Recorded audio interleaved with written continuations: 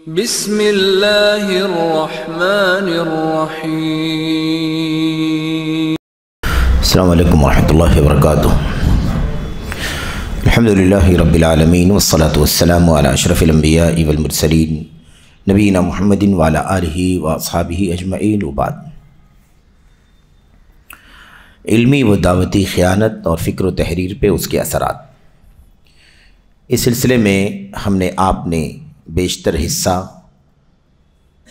اس کتاب کا پڑھ لیا ہے۔ علمی و دعوتی خیانت کا معنی اور ایسے ہی اس کے مظاہر، اس کے بارے میں لکھی گئی کتابیں وغیرہ، تاریخ کے بہت سارے حوالے، یہ ساری باتیں آپ کے سامنے آ گئی ہیں۔ اب اس کے بعد مصنف رحمۃ اللہ علیہ نے چند اہم مسائل پر الگ الگ عنوان سے گفتگو فرمائی ہے، اور اس میں بنیادی طور پر علمی خیانت ہی سے متعلق رہنمائی ہے۔ سب سے پہلی چیز مثال کے طور پر آج ہمارے سامنے ہے اللہ کے لیے اخلاص۔ سب سے پہلی چیز کیا ہے؟ اللہ کے لیے اخلاص۔ چند مباحث ہیں جس میں پہلا مسئلہ کیا ہے؟ اخلاص۔ حقیقت یہ ہے کہ یہ اخلاص بہت مشکل کام ہے، بہت مشکل چیز ہے، جسے حاصل کرنا، جس پر باقی رہنا، جس کا ہمیشہ اہتمام ہو، بہت ہی زیادہ صبر آزما کام ہے۔ کیسے ہمارے اندر اخلاص پیدا ہو، کیسے ہمارا ہر عمل اللہ کے لیے ہو، حقیقت یہ ہے کہ بہت بڑا چیلنج ہے۔ سلف کے اقوال میں، سلف کی سیرت میں ایسے بہت ساری باتیں موجود ہیں جسے معلوم پڑتا ہے کہ سب سے زیادہ مشکل ان کی زندگیوں میں بھی کیا تھا؟ اخلاص۔ وہ کہا کرتے تھے ما وجدت شیئا اشد علی من نعمتی، میں نے اپنے لیے اپنی نیت سے زیادہ مشکل چیز کسی کو نہیں پایا۔ سب سے زیادہ مشکل میرے لیے کیا ہے؟ میری نیت بدلتی رہتی ہے۔ اللہ کے لیے کیسے ہو جائے، اخلاص کیسے پیدا ہو جائے، یہ سب سے بڑا مسئلہ ہے۔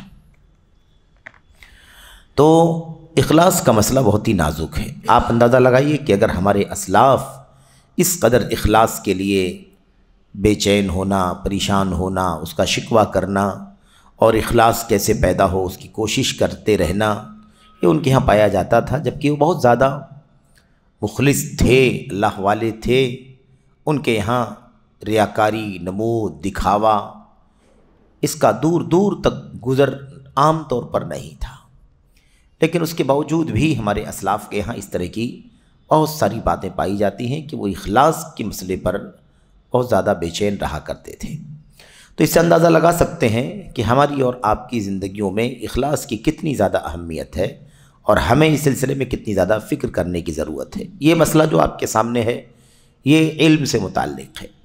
علم اور تعالم، علم ظاہر کرنا، علم والا اپنے آپ کو بتانا، ثابت کرنا، یہ کس قدر نازک مسئلہ ہے کہ اس کی وجہ سے پھر اخلاص کا، نیک نیتی کا، اور ایسے ہی اللہ تبارک و تعالیٰ کے لیے علم ہو، عمل ہو، یہ کس قدر خطرے میں پڑ جاتا ہے۔ جب آدمی علم والا نہ ہو، اپنے آپ کو علم والا ظاہر کرے، اخلاص کہاں رہ جائے گا؟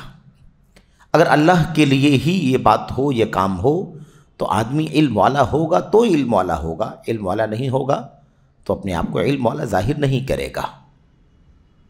تو پہلا جو مسئلہ ہے، پہلا جو مبحث ہے، وہ یہی ہے کہ اللہ کے لیے اخلاص ہونا چاہیے۔ الاخلاص للہ، الاخلاص للہ، اللہ کے لیے اخلاص، یعنی اس کا معنی آ رہا ہے کہ اخلاص کے معنی کیا ہوتے ہیں۔ اصل میں اخلاص کی ڈیفینیشن، اخلاص کی تعریف میں بہت ساری باتیں کہی گئی ہیں، اور ان تفصیلات میں یہاں مصنف نے نہ جاتے ہوئے سرسری طور پر گفتگو کی ہے اور اس کا معنی وغیرہ بتلایا ہے، اور اتنا کافی ہے، ہمیں تفصیل میں جانے کی ضرورت نہیں ہے۔ اتنی بات ہماری سمجھ میں اگر آ جائے تو واقعی اخلاص کا معنی ہماری سمجھ میں آ جائے گا۔ تو مصنف فرماتے ہیں مسلمان کے عمل کو شرعن قبولیت کی صفت سے متصف نہیں کیا جا سکتا جب تک کہ اس میں قبولیت کے 2 ارکان نہ پائے جائیں۔ ایک مسلمان عمل کرتا ہے، کوئی بھی عمل کرتا ہے، ایک مسلمان کوئی بھی عمل کرے، اس کے عمل کو قبول نہیں کہا جا سکتا، مقبول کی صفت اس پر نہیں لگائی جا سکتی کہ مسلمان کا فلاں عمل مقبول ہے، جب تک کہ اس میں 2 شرطیں نہ پائی جائیں۔ اب یہ بہت بنیادی مسئلہ ہے، ایسا نہیں ہے کہ عمل کرتے جاؤ، جو سمجھ میں آئے کرتے جاؤ، قبول بھی تو ہونا چاہیے کہ نہیں ہونا چاہیے۔ اگر قبول نہ ہو تو بہت ساری محنت کر کے کیا فائدہ ہے جو اللہ تبارک و تعالیٰ کے یہاں قبول نہ ہو۔ تو کسی بھی مسلمان کے عمل کے مقبول ہونے کی بات اسی وقت کہی جا سکتی ہے جب اس میں 2 شرطیں پائی جائیں اور دونوں شرطیں ایک ساتھ میں پائی جائیں۔ ایسا نہیں کہ یہ شرط پائی جائے تو بھی ہو جائے گا، یہ شرط پائی جائے تو بھی ہو جائے گا، دونوں میں سے کوئی شرط نہیں، بلکہ دونوں شرطیں ایک ساتھ میں۔ ایک بھی اگر نہیں ہوگی دونوں میں سے تو انسان کا عمل قبول نہیں ہوگا۔ تو کیا کہتے ہیں؟ اخلاص اور متابعت، 2 شرطیں کون سی ہیں؟ نمبر 1 اخلاص اور دوسرا متابعت۔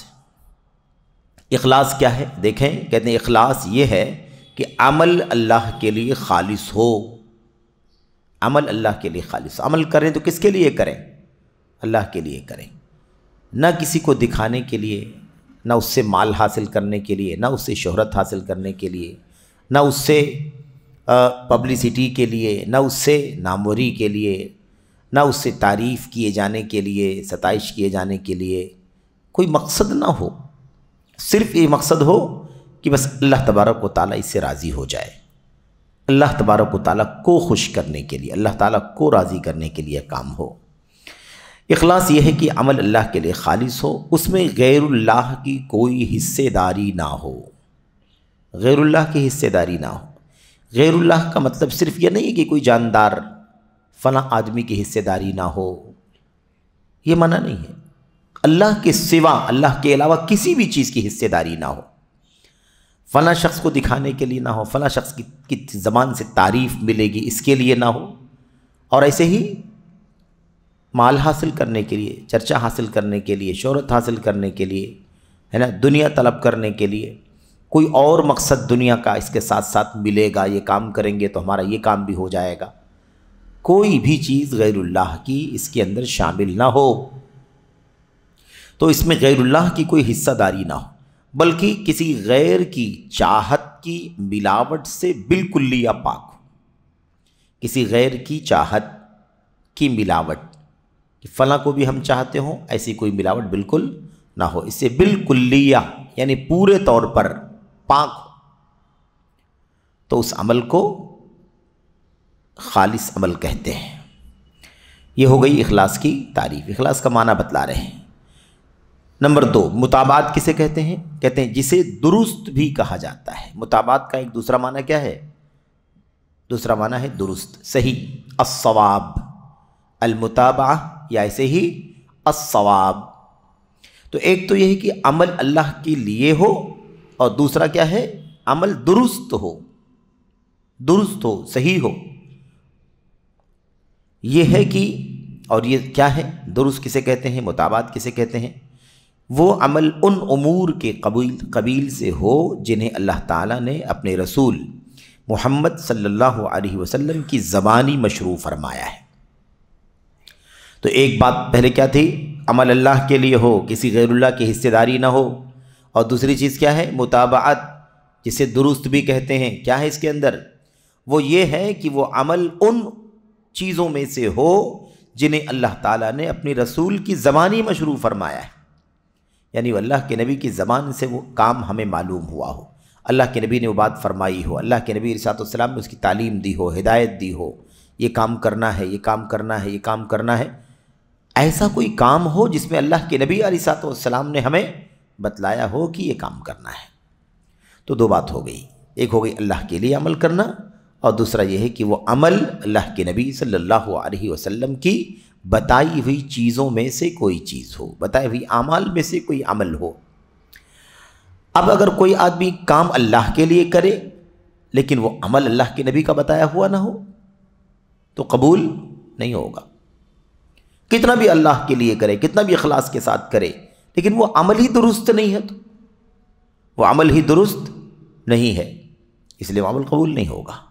اور عمل درست ہے، سنت کا عمل ہے، اللہ کے نبی صلی اللہ علیہ وسلم کا بتایا ہوا عمل ہے، لیکن انسان اس کو اللہ کے لیے نہیں کر رہا ہے، دنیا کے لیے کر رہا ہے، تو بھی وہ عمل قبول نہیں ہوگا. اس کی کوئی بھی مثال آپ لے سکتے ہیں، کوئی بھی مثال آپ لے سکتے ہیں.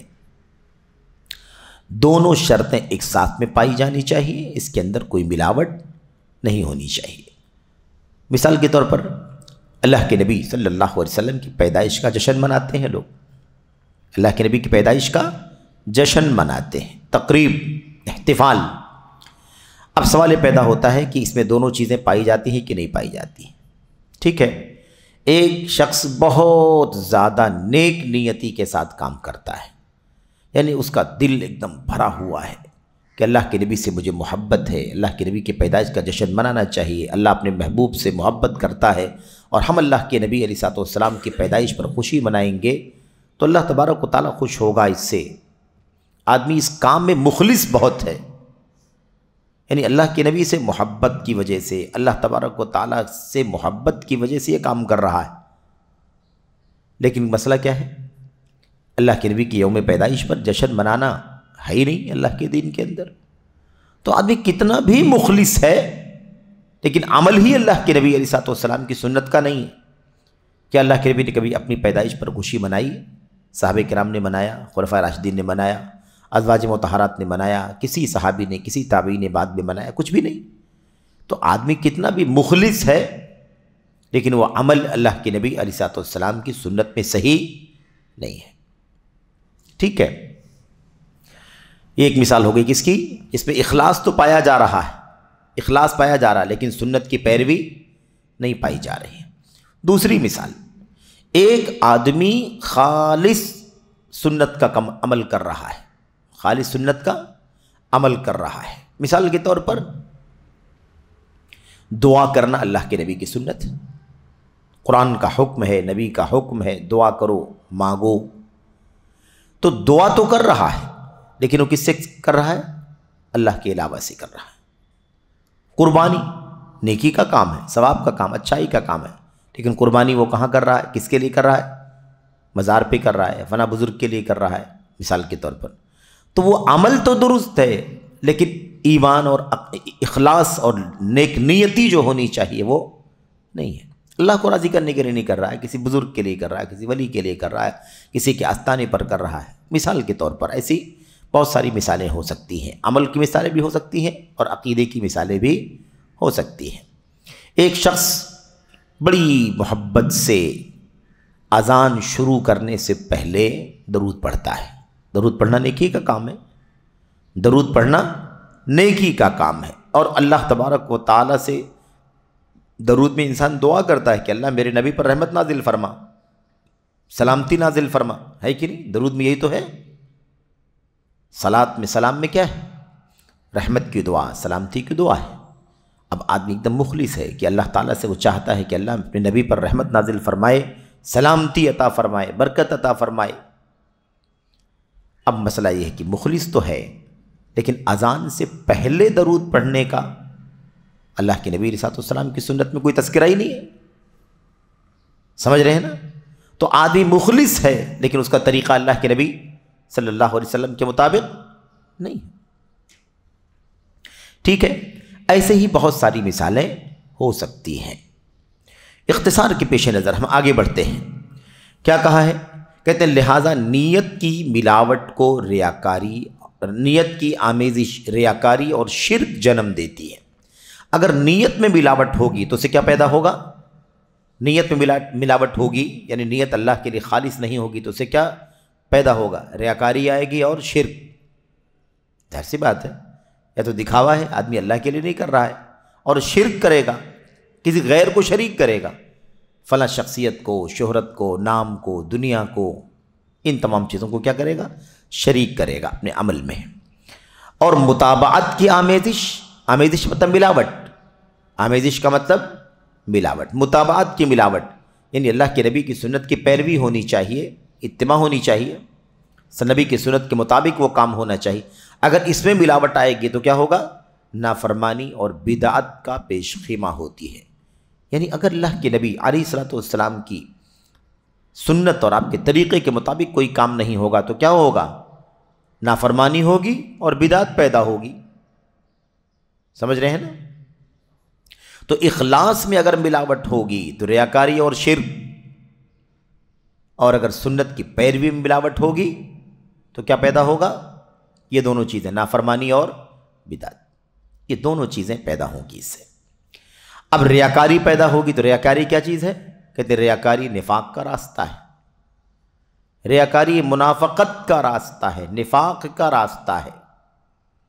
ظاہر سی بات ہے بھئی ایک آدمی اللہ کے لیے نہیں دنیا کو دکھانے کے لیے کر رہا، تو منافق یہی تو کرتا ہے، دنیا کو دکھانے کے لیے اپنے آپ کو مومن ثابت کرتا ہے اور اندر کفر چھپاتا ہے، اندر سے کافر ہے، لیکن لوگوں کو دکھانے کے لیے، لوگوں کو کے سامنے ظاہر کرنے کے لیے اپنے آپ کو مومن اور مسلمان ظاہر کرتا ہے۔ اس لیے ریاکاری کیا ہے؟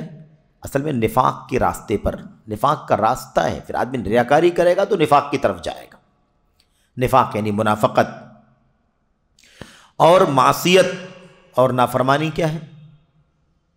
معصیت اور نافرمانی کیا ہے؟ فسق اور بدعملی کی ڈاک، فسق اور بدعملی۔ ایک آدمی گناہ کا کام کرے گا، نافرمانی کا کام کرے گا تو اس کا مطلب وہ فاسق ہوگا، بدعمل ہو جائے، فاسق اور بدعمل ہو جائے۔ اور بدعت کیا چیز ہے؟ بدعت کفر کی دہلیز ہے۔ دہلیز جانتے ہیں نا؟ چوکھٹ، یعنی کیا مطلب؟ جہاں سے انٹری ہوتی ہے۔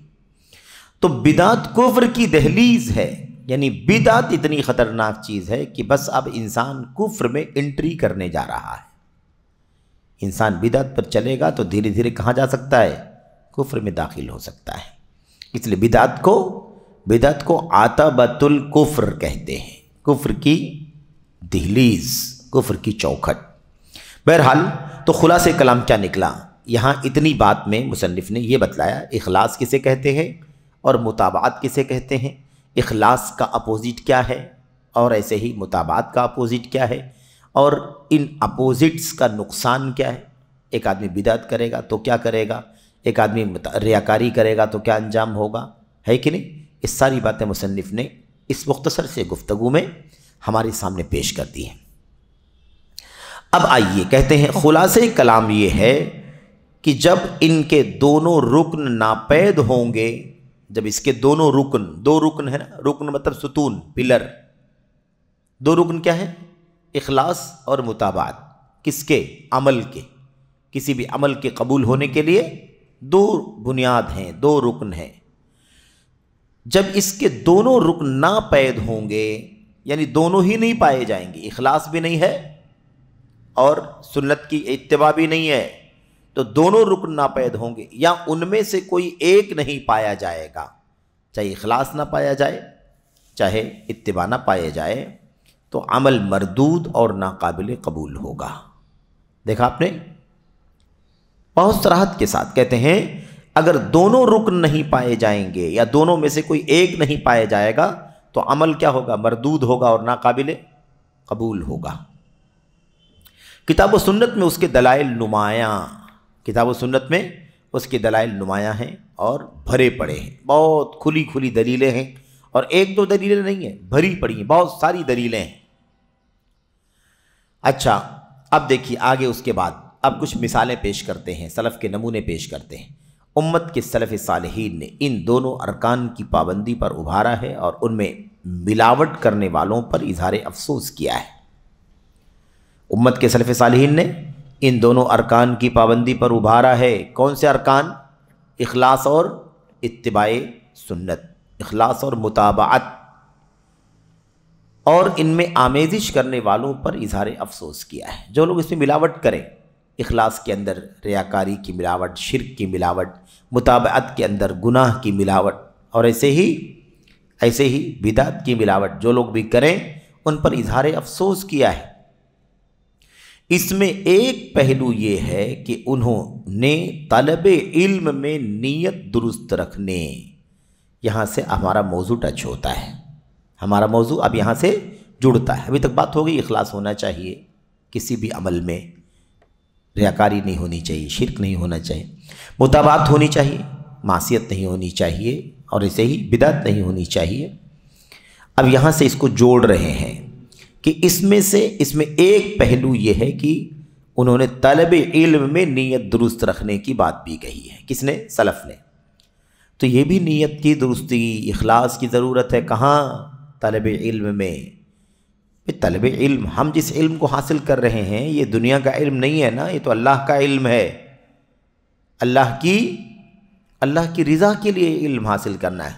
دنیا کا علم اگر ہو جس سے آدمی دنیا کماتا ہے، پیسے کماتا ہے، شہرت کماتا ہے، کوئی بات نہیں ہے، اس کا تعلق دنیا سے ہے کہ نہیں؟ بھئی آدمی جو دنیاوی تعلیم حاصل کرتا ہے اس کے پیچھے مقصد کیا ہوتا ہے؟ دنیا کمانا، کوئی حرج کی بات نہیں ہے۔ آدمی ڈاکٹر بنے تاکہ پیسے کمائے، آدمی انجینئر بنے تاکہ پیسے کمائے، کوئی بات نہیں ہے، وہ کام ہی دنیا کا ہے، اس میں کوئی عیب کی بات نہیں ہے۔ لیکن یہاں معاملہ کس کا ہے؟ علم دین کا۔ آدمی قرآن پڑھے دنیا کمانے کے لیے، آدمی حدیث کا علم حاصل کرے دنیا کمانے کے لیے، یہ خطرناک مسئلہ ہے۔ تو مصنف کہتے ہیں کہ ان میں سے ایک پہلو یہ بھی ہے طلب علم۔ ہمارے اسلاف طلب علم میں نیت درست رکھنے، اسی طرح سے شہرت طلبی، دنیاوی مال و اسباب، عہدہ و مناصب کی جستجو اور ملازمتوں کے حصول کی خواہش وغیرہ سے دور رہنے پر ابھارا ہے۔ بہت اچھی طرح سے اس کو جاننے کی ضرورت ہے، بہت اچھی طرح سے۔ اللہ ہم سب کو ان باتوں کو سمجھنے کی توفیق دے، آمین یا رب العالمین۔ تو طلب علم میں نیت درست رکھنا۔ ایک آدمی علم حاصل کر رہا ہے، نیت صحیح ہونی چاہیے بھائی، علم حاصل کرنے میں نیت درست ہونی چاہیے۔ شہرت طلبی نہیں ہونی چاہیے۔ شہرت طلبی، مشہور ہونے کے لیے، پاپولر ہونے کے لیے، نام چرچا، ہر طرف جہاں دیکھو وہاں نام پھیلے گا، نام عام ہوگا، آدمی نامور ہوتا جائے گا، یہ مقصد نہیں ہونا چاہیے۔ یہاں ایک بات اور بھی سلف لکھتے ہیں کہ ایک آدمی نے شہرت کی نیت سے علم نہیں حاصل کیا ہے، علم اللہ کے لیے حاصل کیا ہے، پڑھا اللہ کے لیے، پڑھایا اللہ کے لیے۔ اب اللہ تبارک و تعالیٰ اس کو مقبولیت دیتا ہے تو یہ الگ چیز ہے، لیکن نیت اس کی شہرت کی نہیں ہونی چاہیے۔ ظاہر سی بات ہے، ہمارے اسلاف کے بھی نام روشن ہے کہ نہیں روشن ہے؟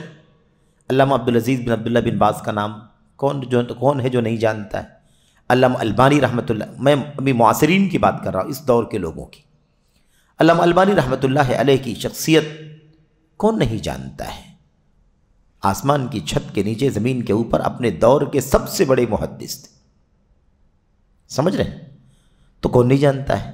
علامہ محمد بن صالح العثیمین کا نام کون نہیں جانتا؟ آج زندہ لوگوں میں شیخ صالح بن فوزان بن عبداللہ الفوزان کا نام کون نہیں جانتا ہے کہ نہیں؟ یہ جن کی کتاب ہم پڑھ رہے ہیں، بکر بن عبداللہ ابو زید رحمۃ اللہ علیہ، وفات پا گئے، ان کی شخصیت کو کون نہیں جانتا ہے؟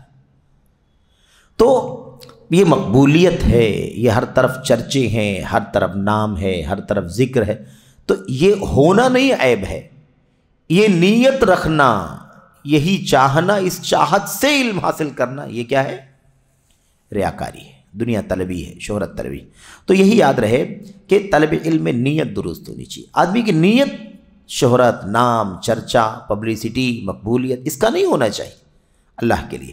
شہرت طلبی نہیں ہونی چاہیے کہ آدمی شہرت طلب کرے، شہرت چاہے، یہ نہیں ہونا چاہیے۔ دنیاوی مال و اسباب، یہ بڑا مسئلہ ہے، دنیاوی مال و اسباب، یہ دنیا کا مال کمانے کے لیے، دنیا کے وسائل کمانے کے لیے، پراپرٹیاں اور دنیا کے جو زندگی کے اسباب اور وسائل ہیں اس کو حاصل کرنے کے لیے ہی انسان علم حاصل کرے، یہ نہیں ہونا چاہیے۔ ٹھیک ہے، اللہ تبارک و تعالیٰ نے مقبولیت عطا فرمائی، اللہ نے دولت دے دی، اللہ نے خوشحالی دے دی ایک الگ مسئلہ ہے اللہ تعالیٰ کی طرف سے، لیکن ایک آدمی علم حاصل کرے اس لیے تاکہ مشہور ہو جائے، علم حاصل کرے تاکہ اس کو مال ملے، علم حاصل کرے تاکہ اس کو دولت ملے، علم حاصل کرے تاکہ پیسے کمائے، اس نیت سے علم نہیں حاصل کرنا ہے۔ اس بارے میں ہمارے اسلاف کے بہت سارے نمونے آگے آ رہے ہیں نمونے، اور ہم جب نمونے پڑھیں گے نا اپنے اسلاف کے، حیران ہو جائیں گے اللہ نے کس قدر انہیں اخلاص عطا فرمایا۔ اس کے باوجود وہ اپنے بارے میں ڈرتے تھے کہ ہمارے عمل کا کیا ہوگا، ہمارے علم کا کیا ہوگا، ہم نے تو ایسا کر ڈالا، ہم نے تو ایسا کر ڈالا۔ ایسے ہی عہدہ و مناصب کی جستجو، اس لیے بھی علم حاصل نہیں کرنا ہے کہ بڑی بڑی پوسٹ ملے گی. ہاں، علم حاصل کر لوں گا، عالم ہو جاؤں گا، فاضل ہو جاؤں گا، یہ ڈگری حاصل کر لوں گا، وہ حاصل کر لوں گا، یہ پڑھ لوں گا، وہ پڑھ لوں گا، تو اس کی وجہ سے مجھے کیا ملے گا؟ فلاں عہدہ ملے گا، فلاں منصب ملے گا، فلاں پوسٹ ملے گی، ڈیزگنیشن اونچا ہوگا. اس نیت سے یہ سب نہیں ہونا چاہیے. ملازمتوں کے حصول کی خواہش، ملازمتوں کے حصول کی خواہش یعنی اچھی اچھی جاب ملے گی، اچھے اچھے کام ملیں گے بھائی، اچھی جاب، اچھی سیٹنگ ہو جائے گی، اچھا پلیسمنٹ ہو جائے گا. سمجھ رہے ہیں؟ اس نیت سے علم حاصل نہیں کرنا ہے. یہ ہے اس کا معنی. اس سے دور رہنے پر ابھارا ہے. اور آج اگر آپ یہ دیکھنے چاہیں حیران ہو جائیں گے، حیران ہو جائیں گے. شہرت طلبی کی بات آگے کی نہیں آ گئی؟ شہرت طلبی، آج لوگوں نے شہرت طلبی ڈیجٹس کے ذریعے سے دنیا کے سامنے اپنی شہرت کا معیار اور اپنی شہرت کا اسکیل دنیا کے سامنے پیش کر دینا اپنا طریقہ بنا لیا. کتنے سارے لوگ ہیں بتائیے، کتنے لوگ ایسے آپ کو ملیں گے جو آج میڈیا کے اس دور میں ڈیجٹس کے ذریعے سے، نمبرز کے ذریعے سے یہ ظاہر کرتے ہیں کہ ہماری دنیا کے اندر کتنی شہرت ہے، ہمیں فالو کرنے والے کتنے لوگ ہیں. فیس بک پر میرے فالوورز اتنے لاکھ میں ہیں. لوگ باقاعدہ منچوں پر کھڑے ہو کر کے بیان کرتے ہیں. کیا ہے بھائی یہ کوئی معیار؟ اس کا مطلب جو بڑے بڑے علماء جن کو کوئی نہیں جانتا ہے اس کی کوئی قیمت نہیں. کیا وہ علماء جو میڈیا پر نہیں آتے، شہرت نہیں ہے، ان کا نام نہیں ہے، اور وہ نام اور شہرت کی چاہت اور طلب کبھی نہیں رکھتے، کیا ان کی کوئی قیمت نہیں؟ لوگوں نے طریقہ بنا رکھا ہے. ہمارے اسلاف ان تمام چیزوں سے دور رہتے تھے اور دور رکھنے کے لیے، اپنے آپ کو دور رکھنے کے لیے تلقین کیا کرتے تھے، اس سے بچو. آج شہرت کا کیا حال ہے؟ جیسا ہم نے ذکر کیا کہ آج میڈیا کے اس دور میں، سوشل میڈیا کے اس دور میں لوگوں نے نمبر بنا رکھے ہیں، باقاعدہ نمبر فالو کرتے ہیں. اب کتنے لوگ ہو گئے، اب کتنے لوگ ہو گئے، اب کتنے لوگ ہو گئے، ہے کہ نہیں؟ فلاں کیا کہتے ہیں اس کو، اکاؤنٹ، کیا کہتے ہیں اکاؤنٹ، یا فلاں میڈیا کا جو چینل ہوتا ہے اس پر اتنے لوگ ہمیں فالو کرنے والے ہیں، فلاں دوسرے پر اتنے لوگ فالو کرنے والے ہیں، فلاں پر اتنے ملین ہیں، فلاں پر اتنے ملین لوگ ہیں، اتنے ہزار لوگ ہیں. یہ طریقہ بن گیا ہے. میرے بھائی شہرت طلبی نہیں ہے تو کیا ہے؟ یہ شہرت طلبی نہیں ہے تو کیا ہے؟ اس کا مطلب یہ ہے کہ یہ نمبرز ہی آپ کی اونچی شخصیت کی دلیل ہے کہ آپ کتنا پاپولر ہیں، کتنا مشہور ہیں، کتنا نام ہے، کتنا چرچا ہے. اگر اللہ نے آپ کو مقبولیت دی ہے، اللہ کا شکر ادا کیجیے. لیکن آپ اسی چاہت میں صبح شام سوچتے رہتے ہیں کہ اب کتنے لوگ ہو گئے میرے، اور لوگ بیان کرتے ہیں باقاعدہ. آپ کے پاس فلاں اکاؤنٹ ہے، فیس بک ہے، آپ کے پاس یوٹیوب کا چینل ہے، آپ کے پاس کیا کہتے ہیں اس کو، ایکس ہے، فلاں ہے. ہاں ہے. کتنے لوگ ہیں بھائی آپ کو فالو کرنے والے؟ 2000 لوگ. میرے تو ملینز میں. یہ لوگوں نے معیار بنائی. شہرت طلبی نہیں ہے تو کیا ہے؟ یہ شہرت طلبی. میرے 20,000 ہیں، 10,000 ہیں، 50,000 ہیں، 40,000 ہیں، 1 لاکھ ہیں، 2 لاکھ ہیں، 5 لاکھ. یہ آج لوگوں نے معیار بنا رکھا ہے. اللہ مجھ کو آپ کو اس سے بچنے کی توفیق عطا فرمائے. ریاکاری، شہرت طلبی، دنیاوی مال و اسباب. دنیاوی مال و اسباب آپ نے کتنے ایسے دیکھے ہوں گے نا، دنیا کیسے حاصل ہو، مال کیسے حاصل ہو. دنیاوی مال و اسباب کی چاہت اور اس کا تذکرہ، اس کا چرچا. اور میرے بھائیوں متعالمین کی بات چل رہی ہے نا، تعالم والوں کی بات چل رہی ہے، جو علماء نہیں ہے اور اپنے آپ کو علماء ظاہر کرتے ہیں، ثابت کرتے ہیں. یاد رکھیں، آپ نے تو خود بھی سنا ہوگا، آپ نے خود دیکھا ہوگا، باقاعدہ اس کا چرچا کیا جاتا ہے. میں تو کروڑوں کا مالک ہوں، میں تو اربوں کا مالک ہوں، میرے پاس تو اتنے اتنے کا گھر ہے، میرے پاس تو اتنی کی گاڑیاں ہیں، میرے پاس تو زندگی کے اتنے وسائل، میں تو ڈیلی اتنی کی انکم کرتا ہوں. یہ ہے میرے بھائیوں. تو کیا کہا؟ دنیاوی مال و اسباب، عہدہ و منصب کی جستجو. اونچا سے اونچا عہدہ، اونچا سے اونچا منصب کیسے ملے گا؟ اس کے لیے دوڑ بھاگ کرنا، ہوڑ لگانا، اس کی کوشش میں لگے رہنا، اس کے لیے مرنا، اس کے لیے صحیح غلط چھوڑ کر کے، کی تمیز چھوڑ کر کے ہر طرح کی کوشش کرنا، جتن کرنا. یہ ساری چیزیں حد درجہ معیوب ہیں، اور ایسے بھی اللہ کے نبی علیہ الصلوۃ والسلام نے اسے سختی کے ساتھ منع فرمایا ہے۔ آپ نے کہا تھا صحابہ سے لا تسأل الامارہ، امارت کا سوال مت کرو، یعنی یہ نہ چاہو کہ تم کو امارت کا عہدہ دے دیا جائے، تم امیر المومنین ہو جاؤ، ہے نا، فلاں عہدے فلاں منصب پر تم حاوی ہو جاؤ، فائز ہو جاؤ، یہ مت کرو۔ اللہ کے نبی نے فرمایا تھا اگر تم اس لائق ہوگے اور لوگ تمہیں وہ ذمہ داری دے دیں گے تو اللہ تعالیٰ اس ذمہ داری کو ادا کرنے میں تمہاری مدد کرے گا، اور تم اگر اپنی چاہت اور کوشش کرو گے کہ مجھے عہدہ منصب مل جائے تو کیا فرمایا اللہ کے نبی نے، وکلت الیہا، تو تم اسی منصب کے اسی عہدے کے حوالے کر دیے جاؤ گے، اللہ کوئی مدد نہیں کرے گا۔ جاؤ، تمہاری بہت چاہت تھی تو جاؤ، سمجھ رہے ہیں؟ اور اللہ کے نبی نے فرمایا کہ جو مانگے اسے دینا بھی نہیں چاہیے، جو عہدے اور منصب کا چاہت کرنے والا ہو اسے وہ منصب نہیں دینا چاہیے۔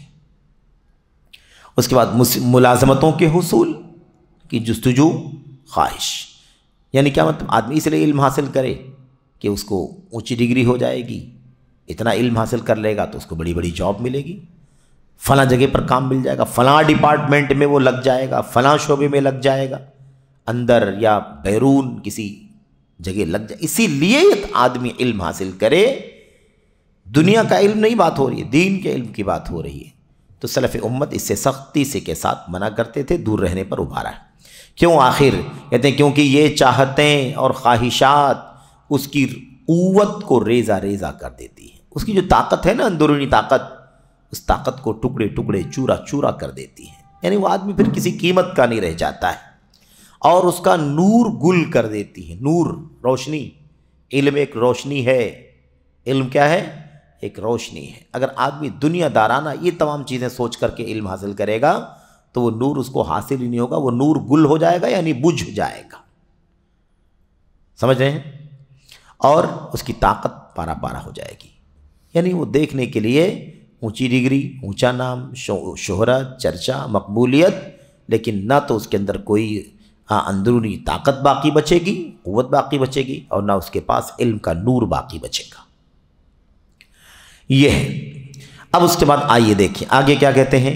ابو عبیدہ معمر ابن المثنی رحمہ اللہ، وفات 209 ہجری میں ہوئی ہے۔ کیا فرماتے ہیں بھائی؟ دیکھو بہت پرانی بات ہے نا، 209 میں وفات ہو گئی ان کی، ایک دم پہلی صدی دوسری صدی ہجری کے عالم ہے، یہ ہے کہ نہیں، اتنے بڑے امام۔ تو ابو عبیدہ معمر ابن المثنی رحمۃ اللہ علیہ کیا فرماتے ہیں؟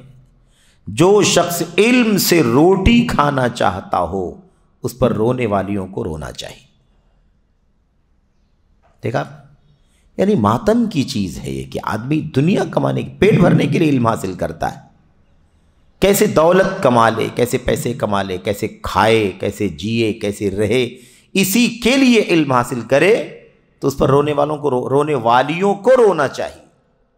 یہ عربی زبان کی تعبیر ہے، لوگ اس طرح کی تعبیر استعمال کرتے تھے کہ بتو سمجھ لو ماتم کی چیز ہے، پھر تو افسوس کی چیز ہے کہ وہ کیا کریں، رونے والیاں اس پر روئیں۔ تو علم سے روٹی کھانا چاہتا ہوں، میرے بھائی یہاں تو بیلنس کی بات بھی نہیں ہے، بیلنس کی بات نہیں ہے کہ اس کے پاس الگ الگ جائیداد ہو جائے، یعنی جو کھانا، جو انسانی زندگی کا بنیادی مسئلہ ہے کہ انسان کا پیٹ کیسے بھرے گا، اس کو کھانے سے آسودگی کیسے ہوگی، اس کو پینے سے آسودگی، مطلب وہ سیر کیسے ہوگا، آسودہ کیسے ہوگا، ہے کہ نہیں؟ تو زندگی کی ضروریات میں سے ہے نا، ایک کمالیات میں سے نہیں ہے، ایکسٹراز میں سے نہیں ہے، یہ تو ضروریات میں سے ہے۔ انسان کو بنیادی ضروریات میں کیا ہے؟ روٹی چاہیے، کپڑا چاہیے، گھر چاہیے، یہ تو چاہیے کہ نہیں چاہیے، انسانی زندگی کی بنیادی ضروریات۔ اب ہمارے اسلاف دیکھیے، آج کی بات نہیں ہے، آج سے 1300 سال پہلے، اس وقت امام ابو عبیدہ معمر ابن المثنی انہوں نے کہا تھا جو شخص علم سے روٹی کھانا چاہتا ہو، سبحان اللہ، یعنی علم اس لیے حاصل کرتا ہے تاکہ روٹی کمائے، روٹی کھانے کو ملے، تو اس پر رونے والیوں کو رونا چاہیے۔ اگر یہ کہتے کہ بھائی جو آدمی ضرورت کی چیز پورا ہونے کے بعد پیٹ بھر جائے، پیاس بجھ جائے، کپڑا مل جائے، رہنے کے لیے ایک جھوپڑی مل جائے، ہے نا، اس کے بعد بیلنس بنانا چاہتا ہو، دولت، زمین، جائیداد، گھر، دکان، مکان، اس کی کوشش میں لگا ہوا ہو، اس پر رونے والیوں کو رونا چاہیے، تب تو آسانی سے بات سمجھ میں آ جاتی کہ نہیں آ جاتی. لیکن یہاں اس سے کئی گنا زیادہ اونچا مقام ہے کہ جو علم سے روٹی کھانا چاہتا ہو، یعنی آدمی پیٹ بھرنے کی غرض سے علم حاصل کرتا ہو، اس پر رونے والیوں کو رونا چاہیے. قربان جائیے ہمارے اسلاف پر، کیسی سیرت چھوڑی ہے انہوں نے، کیسا نمونہ چھوڑا ہے انہوں نے، کس قدر مخلص تھے وہ اس مسئلے میں. وہ اللہ کے لیے، دین کا علم اللہ کے لیے، آدمی پیٹ بھرنے کے لیے بھی اس کو نہیں حاصل کرے، بیلنس کرنے کے لیے تو بات کی بات ہے. اچھا، اس سلسلے میں ذیل میں علماء سلف کی کچھ باتیں ملاحظہ فرمائے ہیں. امام ذہبی فرماتے ہیں، یہ دیکھیے اب وہ باتیں آ رہی ہیں، ہے نا، وہ ساری باتیں، شہرت، نام، عہدہ، منصب، اور انسان کیسے اپنی اخلاص کو ضائع کرتا ہے. امام ذہبی رحمہ اللہ فرماتے ہیں، عبد الرحمن بن مہدی طالوت سے روایت کرتے ہیں، وہ کہتے ہیں کہ میں نے ابراہیم بن ادہم کو کہتے ہوئے سنا. ابراہیم بن ادہم کو کہتے ہوئے سنا. ابراہیم بن ادہم رحمۃ اللہ علیہ کیا فرماتے ہیں؟ شہرت پسند بندہ اللہ کے ساتھ سچا نہیں ہوتا. سچائی کی سب سے بڑی قسم کون سی جانتے ہیں؟ الصدق مع اللہ. الصدق مع اللہ، اللہ کے ساتھ بندہ سچا رہے. آدمی اللہ کے ساتھ سچا رہے، جو ایمان، جو عقیدہ، جو عمل، جو کردار ہونا چاہیے بالکل وہی رکھے، اللہ کے لیے سچا ہو. اللہ کے لیے سچا ہو یعنی اس ایمان، اخلاص، توحید، سنت اور ایسے ہی عمل، تمام چیزوں میں وہ اللہ کے لیے رہے. یعنی ایسا نہ ہو کہ آدمی کرے کچھ اور ظاہر کچھ اور کرے. اللہ کے ساتھ سچا ہو. ہم کو کوئی گالی دے رہا ہے، ہمیں کوئی مار رہا ہے، ہمیں پر کوئی الزام لگا رہا ہے، لگاتے رہیں، میں اللہ کے ساتھ سچا رہوں. تو الصدق مع اللہ، اللہ تبارک و تعالیٰ کے ساتھ سچا ہونا. تو کہتے ہیں کہ جو آدمی شہرت چاہتا ہو، جو بندہ کیا چاہتا ہو؟ شہرت چاہتا ہو، مشہور ہونا چاہتا ہو، پاپولر ہونا چاہتا ہو، وہ آدمی اللہ کے ساتھ سچا ہو ہی نہیں سکتا. اللہ کے ساتھ سچا ہونے والا بندہ دنیا نہیں چاہے گا، اور جو دنیا چاہے گا وہ اللہ کے ساتھ سچا نہیں ہوگا. تو یہ اپنے آپ میں بہت بڑا مسئلہ ہے، بہت اہم مسئلہ ہے کہ انسان اللہ کے ساتھ سچا کیسے رہے گا. اللہ کے ساتھ سچا رہنا چاہے گا تو پھر یہ ریاکاری، یہ دکھاوا، یہ نام، یہ شہرت، اس کے پیچھے انسان کبھی بھی نہیں بھاگے گا.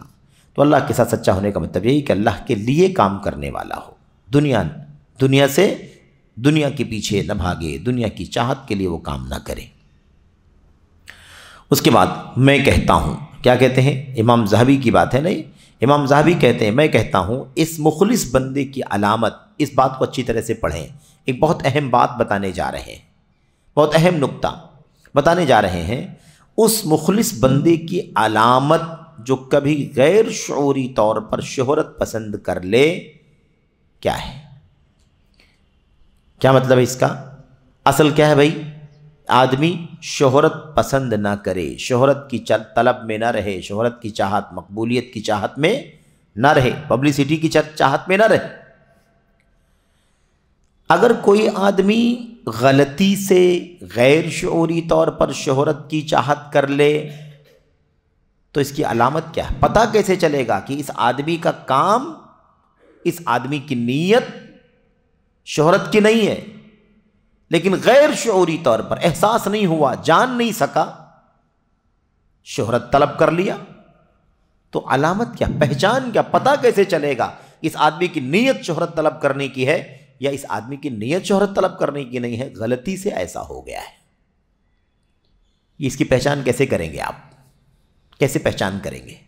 یہ پہچان نیچے بیان کی جا رہی ہے، اور اس پہچان کو پلے باندھ لو، اسے اپنے ساتھ لے جاؤ. اللہ مجھ کو، آپ کو، سب کو اس کی توفیق دے. یہ علامت ہے، نشان، اس سے پتہ چلے گا کہ آدمی واقعی شہرت کا بھوکا ہے یا شہرت کا بھوکا نہیں ہے، کہیں غیر شعوری طور پر نادانی میں ایسا کر گیا ہے. تو اس کی علامت کیا ہے؟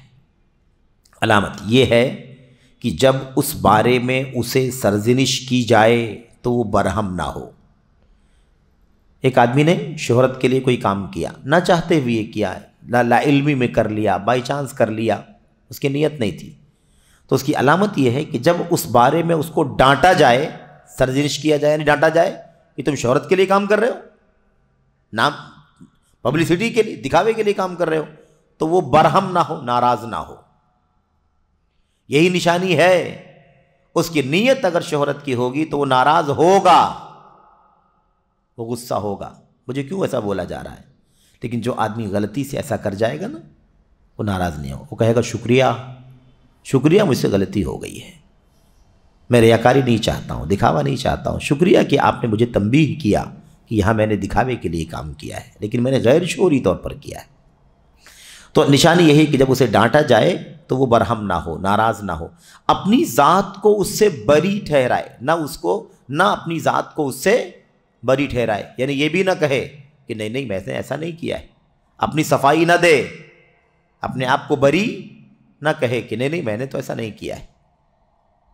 جو آدمی ریاکار ہوگا، شہرت کرنے والا ہوگا نا، وہ اپنے آپ کو بچائے گا، نہیں میں نے ایسا نہیں کیا ہے۔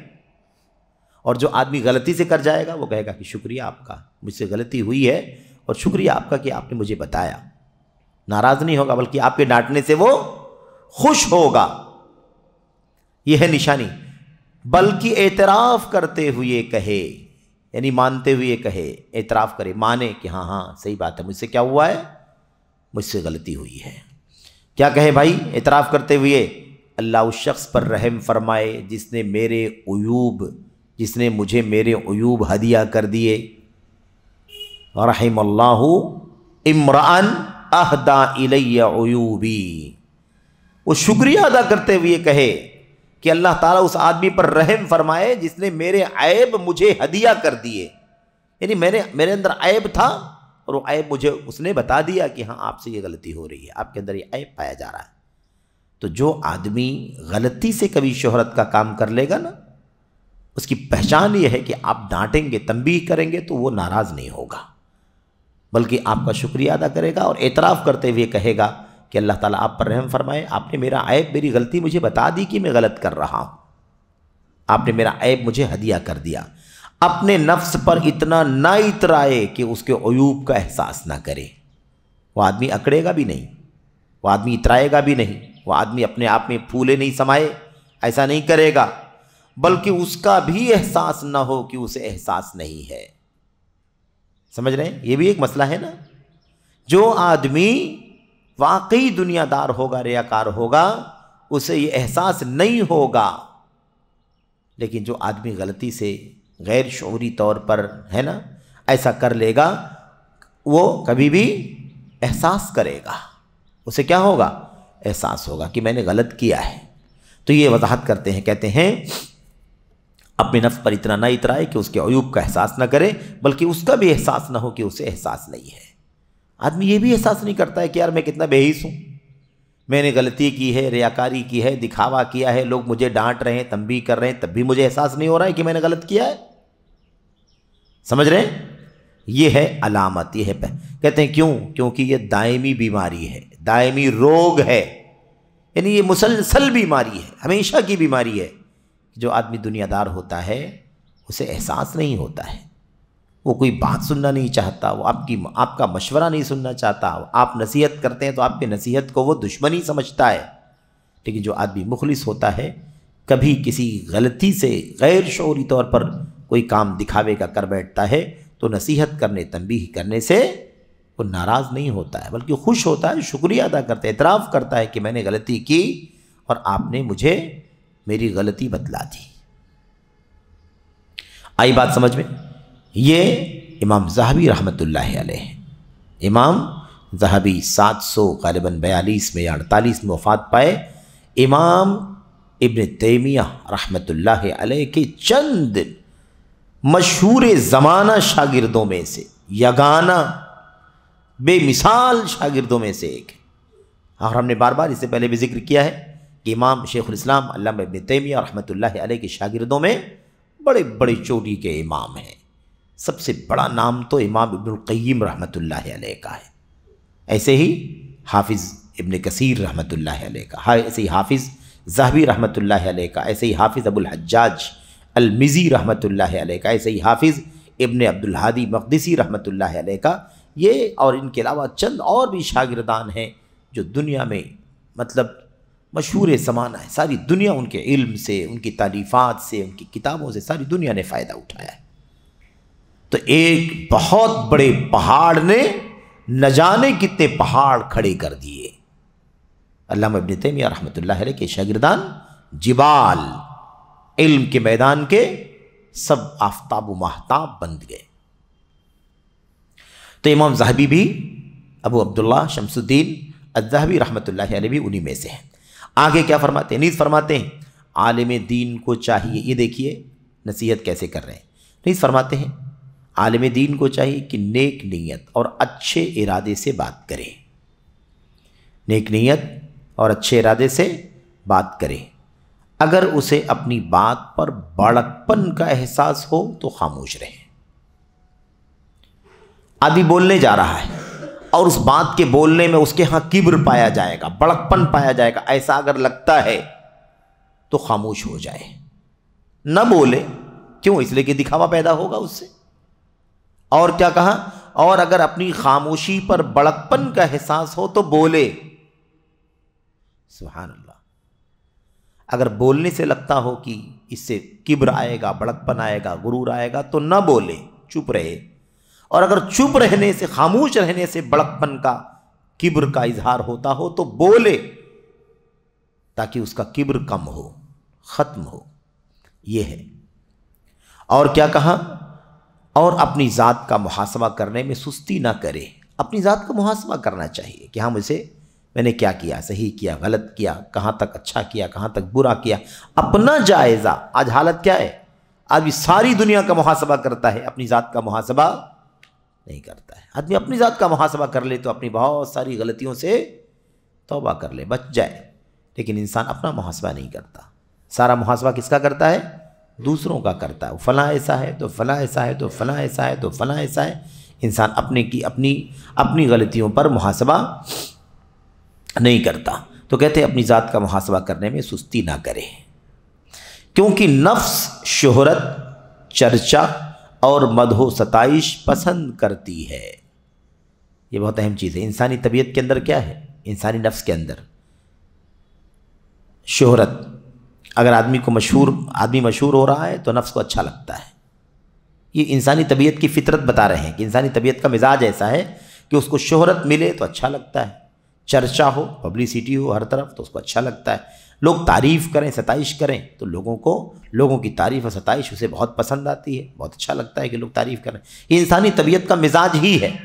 اس لیے آدمی کو چاہیے کہ اپنی طبیعت کو کچلے، جہاں اونچا پن پیدا ہوتا ہو بولنے سے وہاں نہ بولے، اور جہاں نہ بولنے سے اونچا پن پیدا ہو وہاں کیا کرے؟ بولے۔ یعنی ہر صورت میں اپنے آپ کو بڑکپن سے، اونچے پن اور تعلی سے، کبر سے، غرور سے بچانے کے لیے انسان کو چاہیے کہ کوشش کرے۔ یہ ہے، یہ ساری باتیں پیش کر رہے ہیں کس حوالے سے؟ اخلاص کے حوالے سے، کہ اللہ کے لیے اخلاص ہونا چاہیے۔ اور یہ ساری چیزیں اخلاص کے منافی ہیں، خلاف ہیں اس کی۔ اچھا، مزید فرماتے ہیں میں نے ابن فارس کو ابو الحسن القطان مشہور ہے، امام ابو الحسن القطان مشہور ہے، 4ویں صدی ہجری کے 345 ہجری وفات پائے۔ تو ابن فارس کو ابو الحسن قطان رحمہ اللہ، یعنی دونوں ابن فارس اور ابن قطان دونوں کے لیے یہ رحمہ اللہ کا ذکر آیا ہے۔ کہتے ہیں ان کے واسطے سے فرماتے ہوئے سنا، ابو الحسن القطان کے واسطے سے بیان کرتے ہوئے سنا، فرماتے ہوئے سنا۔ یہ اچھی طرح سنیے، دیکھیے کیا کہہ رہے ہیں۔ کیا کہا تھا بھائی؟ ابو الحسن القطان نے کیا کہا تھا؟ مجھے اپنی آنکھ میں بیماری لاحق ہو گئی، اپنی آنکھ میں بیماری لاحق ہو گئی۔ میرا خیال ہے یہ مجھے دوران سفر کثرت کلام کی سزا ملی ہے۔ دیکھا آپ نے؟ اتنا احساس کہ میں ضرورت سے زیادہ بول رہا تھا، اپنے علم سے اوپر اٹھ کر کے بات کر رہا تھا۔ سفر کے دوران میں نے زیادہ بات کی ہے، اپنے حد سے اوپر نکل کر کے میں نے بات کی ہے، اسی کی سزا یہ ملی ہے کہ اللہ نے میری آنکھ میں بیماری ڈال دی ہے۔ سلف صالحین کا اس قدر اخلاص کی وہ سوچتے تھے کہ میں نے ایسا کیا ہے، یہ اخلاص کے خلاف ہے، اور اسی لیے اللہ تبارک و تعالیٰ نے مجھے یہ سزا دی ہے کہ میری آنکھ میں بیماری لاحق کر دی ہے، بیماری ڈال دی ہے، میری آنکھ میں بیماری پیدا کر دی ہے۔ اس طرح سے یہ ہمارے اسلاف تھے۔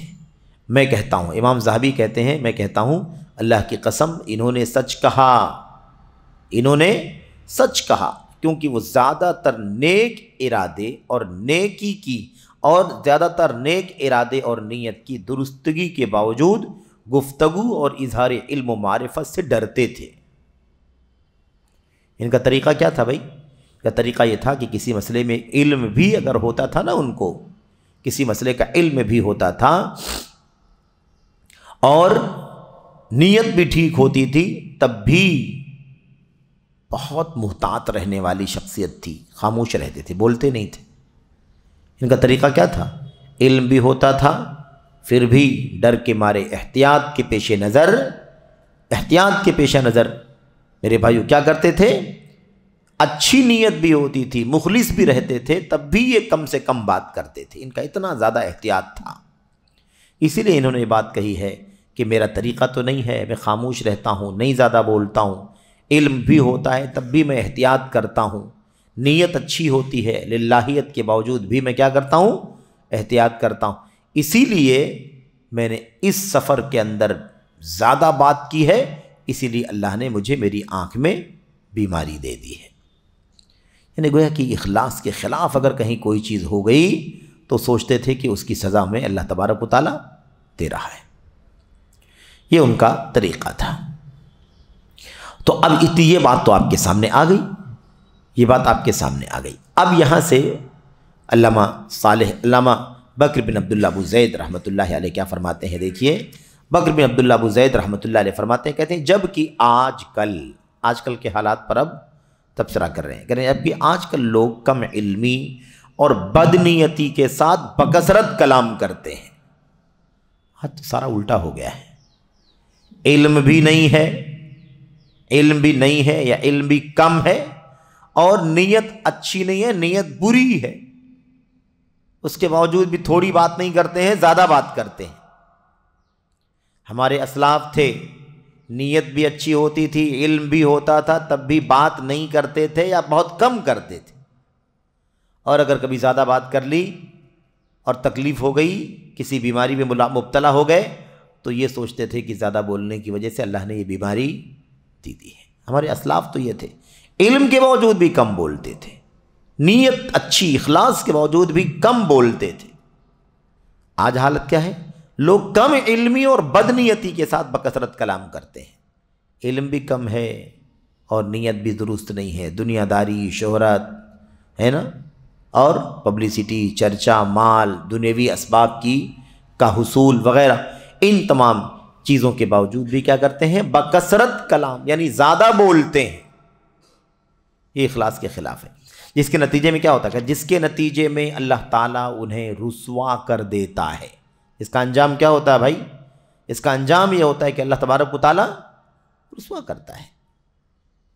تو نیت بھی صحیح نہ ہو، آدمی علم والا بھی نہ ہو، اور بولے کتنا؟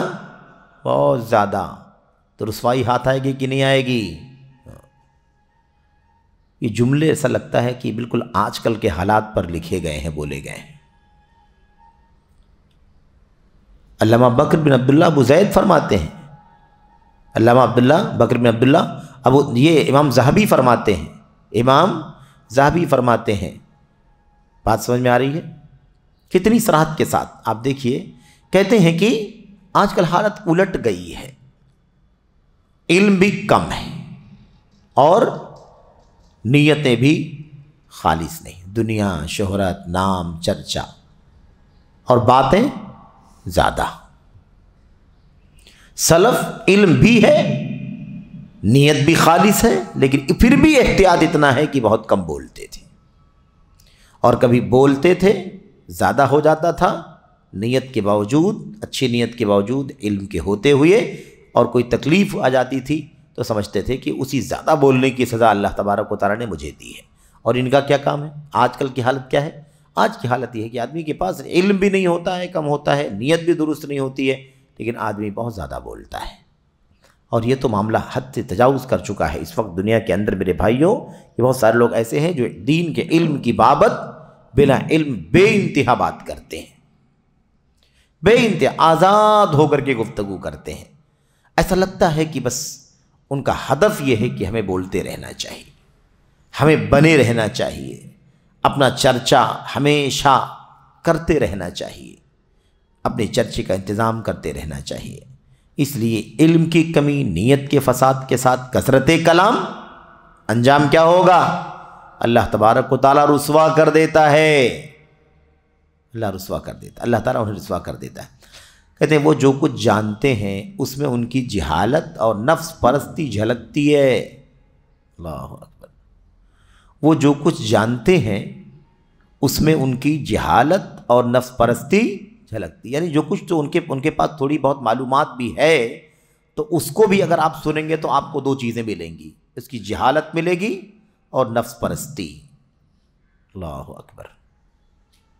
یعنی تھوڑی بہت معلومات کے مطابق بھی اگر کوئی بات بولیں گے نا وہ تو جہالت آپ کو دکھائی دے گی، اور نفس پرستی یعنی خواہشات نفس کی غلامی آپ کو دکھائی دے گی، من مانی کرنا آپ اس کو دیکھیں گے۔ ہم اللہ تعالیٰ سے توفیق اور اخلاص نیت کے خواستگار ہیں، یعنی چاہتے ہیں، اللہ تبارک و تعالیٰ سے توفیق مانگتے ہیں اور نیک نیتی اخلاص نیت مانگتے ہیں۔ یہ کہتے ہیں بات ختم ہوئی، یہاں پر وہ بات ختم ہوئی امام ذہبی رحمۃ اللہ علیہ کی۔ اس کے بعد دیکھیے کیا کہتے ہیں، علی بن بکار بصری زاہد، یہ دیکھو 207 ہی کے ہیں یہ۔ اس سے پہلے نام آیا تھا ابو الحسن القطان کا، وہ 4 صدی ہجری کے تھے، 345 کے۔ اس سے پہلے نام آیا تھا وہ 209 ہجری کے تھے۔ یہاں کیا نام آیا بھائی؟ ابھی اور پیچھے اور آگے بڑھیں اور بھی پہلے کی باتیں آئیں گی۔ امام علی بن بکار بصری زاہد رحمۃ اللہ علیہ فرماتے ہیں، میں شیطان سے، غور سے دیکھیے، میں شیطان سے ملاقات کروں مجھے اس سے زیادہ محبوب ہے کہ حذیفہ مرعشی رحمہ اللہ سے ملاقات کروں۔ عجیب، ارے یہ حذیفہ مرعشی سے ملاقات کرنے سے بہتر ہے کہ کیا کروں میں؟ شیطان سے ملاقات کروں۔ ایسا کیا مسئلہ ہے؟ دیکھو نیتیں، اخلاص کتنا تھا ان علماء کے ہاں، ان اسلاف کے ہاں۔ کہتے ہیں میں شیطان سے ملاقات کروں مجھے اس سے زیادہ محبوب ہے کہ حذیفہ مرعشی رحمہ اللہ سے ملاقات کروں۔ ایسا کیوں کہہ رہے ہیں؟ وجہ بتا، کہتے ہیں کیونکہ مجھے ڈر ہے کہ ان کے لیے تصنع اختیار کروں، لہذا اللہ کی نگاہ سے گر جاؤں۔ حذیفہ مرعشی ایک بہت ہی نیک، عالم، فاضل، عابد، زاہد، متقی، اللہ والے، بڑی محترم اور مقبول شخصیت۔ کہتے ہیں میں ان کے پاس جاؤں گا تو ایسا نہ ہو کہ بناوٹ کے ساتھ جاؤں، جو میری حقیقت ہے وہ حقیقت نہ ان کے سامنے آئے۔ کیا کر کے جاؤں میں؟ تصنع کے ساتھ، بناوٹ کے ساتھ۔ میں اتنا نیک نہیں ہوں، اتنا نیک بن کر کے جاؤں، اتنا نمازی نہیں ہوں، اتنا نمازی بن کر کے جاؤں، اتنا متقی پرہیزگار نہیں، اتنا متقی پرہیزگار دکھاوا کرتے ہوئے اس نیک آدمی کے سامنے جاؤں تو کیسے جاؤں؟ ہوتا ہے کہ نہیں ہوتا ہے؟ یار فلاں آدمی کے سامنے جانا ہے لیکن کیسے جاؤں؟ میں نے داڑھی موڑ رکھی ہے، کیسے چہرہ دکھاؤں؟ ہے کہ نہیں؟ یا مثال کے طور پر گالیاں دیتا ہوں، بد زبان ہوں، لیکن ان کے سامنے جاؤں تو کیسے جاؤں؟ کیا سوچیں گے یہ؟ تو کہتے ہیں کہ میں، اور کس کی بات ہو رہی ہے؟ یہ امام ان کی بات چل رہی ہے، علی بکار بصری کی۔ علی بن بکار بصری زاہد، خود نیک آدمی تھے، زاہد ان کے نام کے ساتھ لگا ہوا ہے۔ اس قدر اخلاص کہ شیطان سے ملاقات کرنا میرے لیے زیادہ اچھا ہے بنسبت حذیفہ مرعشی سے ملاقات کرنے سے۔ کیوں؟ اس لیے کہ میں ان کے سامنے جاؤں اور میں اپنے آپ کو حقیقت کے خلاف بناوٹ کر کے پیش کروں، اور نتیجہ کیا ہو؟ اللہ کی نگاہ سے گر جاؤں۔ کیونکہ دنیا کے سامنے بناوٹ کے ساتھ جاؤں گا تو اللہ کی نگاہ میں گروں گا کہ نہیں گروں گا؟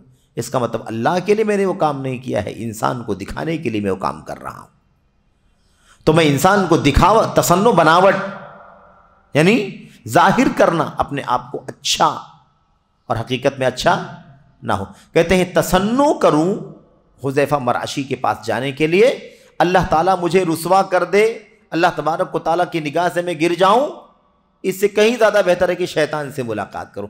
شیطان سے ملاقات کروں گا تو بناوٹ تو نہیں کروں گا نا، شیطان سے ملاقات ہوگی تو دکھاوا تو نہیں کروں گا نا۔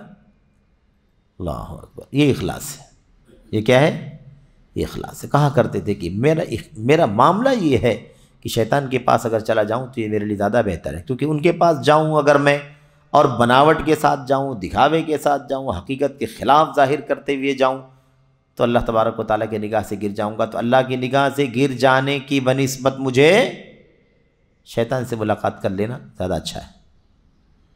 اس قدر اخلاص، اس قدر اخلاص اور للہیت، یہ ہمارے اسلاف کا تھا۔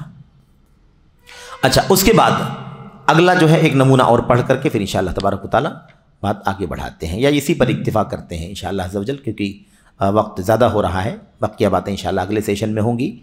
تو اخلاص اللہ کے لیے ہونا چاہیے ہر چیز میں، ہر عمل میں، خاص طور پر علم دین کے باب میں، توحید، سنت، فقہ، عقیدہ، تفسیر، حدیث، تمام علوم شریعت، سیرت، تاریخ، تمام چیزوں کے علم دین اور علم شریعت کے اندر خصوصیت کے ساتھ اخلاص ہونا چاہیے۔ یہ علم اللہ تبارک و تعالیٰ کے دین کا علم ہے، یہ علم عبادت ہے، یہ علم جنت تک لے جانے والا علم ہے، اس علم کا راستہ جنت کا راستہ ہے۔ اس لیے اللہ عز و جل ہم سب کو اخلاص کی توفیق عطا فرمائے۔ یہ اتنا بنیادی اور جوہری مسئلہ ہے، یعنی ایک دم سب سے خاص مسئلہ ہے اخلاص والا، کہ اگر اخلاص پیدا ہو جائے تو تعلم ختم ہو جائے۔ اخلاص اگر آ جائے تو تعلم، علمی دعوے داری ختم ہو جائے۔ اخلاص ختم ہو جائے، اخلاص آ جائے تو علمی خیانت آدمی نہ کرے، دعوتی خیانت نہ کرے، تعلیمی خیانت نہ کرے، تربیتی خیانت نہ کرے، ہے کہ نہیں؟ یہ اس لیے بہت بنیادی مسئلہ ہے۔ آپ یہاں ہم ان علماء کا تذکرہ سن رہے ہیں، پڑھ رہے ہیں کہ ہمارے امت کے اسلاف، ہے کہ نہیں؟ 4 صدی ہجری، 3 صدی ہجری کی کتنی ساری مثالیں آپ کے سامنے آئیں، اور ابھی امام معمر کا ذکر ہونے جا رہا ہے۔ معمر بن راشد ازدی، یہ 153 میں وفات پائے ہیں، اللہ اکبر، سن 150 میں وفات پانے والے، 153 میں۔ ان کی شخصیت دیکھو، کیا کہتے ہیں، کیا فرماتے ہیں۔ یہ ہمارے اسلاف ہیں جن کی سیرت سے ہمیں اتنی ساری روشنی ملتی ہے۔ تو بہرحال اللہ سے دعا کرتے ہیں، ابھی بقیہ باتیں انشاءاللہ اگلے سیشن میں آئیں گی، اخلاص سے متعلق جو باتیں اس کتاب میں رہ گئی ہیں۔ اللہ سے دعا کرتے ہیں کہ اللہ تعالیٰ ہمیں اور آپ کو ہر چیز میں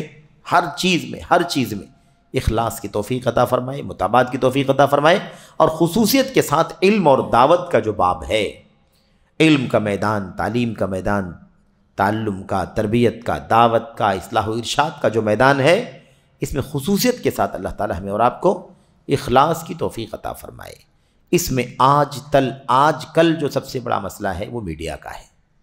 ایک زمانہ تھا جب میڈیا اتنا نہیں تھا، برائے نام اس وقت کے اعتبار سے برائے نام میڈیا کا کوئی نظام چلتا تھا۔ آج میڈیا ہی میڈیا ہے،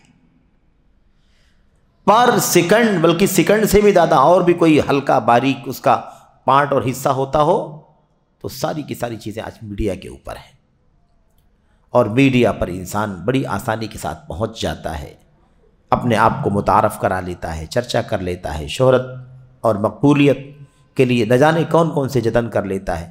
وہ ایک مادی مسئلہ بن گیا ہے، وقت کا سب سے بڑا مادی مسئلہ میڈیا کا۔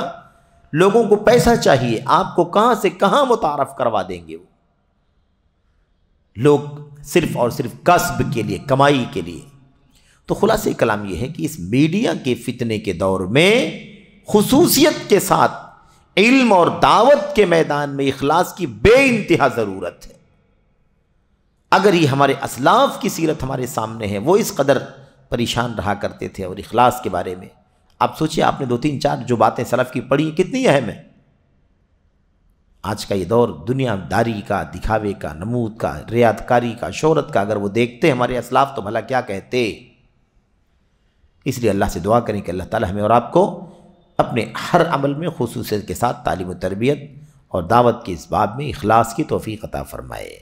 آمین رب العالمین۔ لوگوں نے مال کی چاہت میں ہے نا، لوگوں نے مالوں کی چاہت میں یا مادی مقاصد کے پیش نظر اللہ تبارک و تعالیٰ کے دین کے ساتھ تلاعب کرنا شروع کر دیا ہے، کہیں کم کہیں زیادہ، عقیدے سے تنازل، منہج سے تنازل، سنت کی راہ سے تنازل، اور معاملات کو خلط ملط کر کے کوئی اصالت نہیں، کوئی بنیادوں پر استحکام نہیں، تمسک نہیں، بلکہ سب کے ساتھ ہر طرح کی رواداری کے نام پر مداہنت، سمجھوتے لوگوں نے کرنا شروع کر دیا ہے۔